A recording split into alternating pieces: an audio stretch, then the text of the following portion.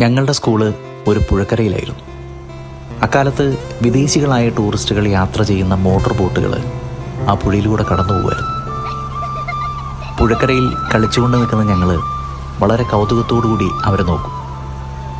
ഇത് പിന്നീട് കൈവീശിയുള്ള സൗഹൃദപരമായിട്ടുള്ള അഭിവാദ്യങ്ങളായിട്ട് മാറി. ഒരു ദിവസം ഒരു വിദേശി, അതായത് സായിപ്പ്, ഒരു കുട്ടിക്ക് ഒരു പേന എറിഞ്ഞു കൊടുത്തു. അങ്ങനെ ആ സമ്മാനം ഒരു ട്രെൻഡായിട്ട് അങ്ങ് മാറി. പിന്നീട് അതുവഴി പോകുന്ന ഏതൊരു വിദേശിയെ കണ്ടാലും കുട്ടികളെല്ലാവരും കൂടി സായിപ്പേ പ്ലീസ് ഗീവ് വൺ പെൻ എന്ന് കൂട്ടമായിട്ട് മുദ്രാവാക്യം പോലെ വിളിച്ച് ചോദിക്കാൻ തുടങ്ങി.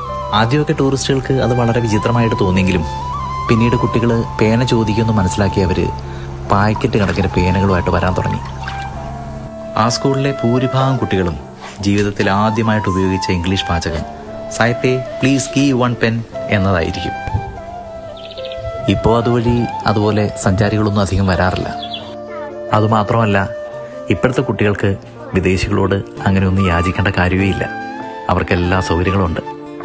എങ്കിലും സായിപ്പിനോട് പേന ചോദിച്ച് നടന്ന ആ ഒരു പഴയ തലമുറയ്ക്ക് സായിപ്പേ പ്ലീസ് ഗീവ് വൺ പെൻ എന്ന് പറയുന്നത് ജീവിതത്തിൽ ഒരിക്കലും മറക്കാൻ കഴിയാത്ത അതിമനോഹരമായ ഒരു ഗൃഹാതുര സ്മരണയായി ഇപ്പോഴും നിലനിൽക്കുകയാണ്.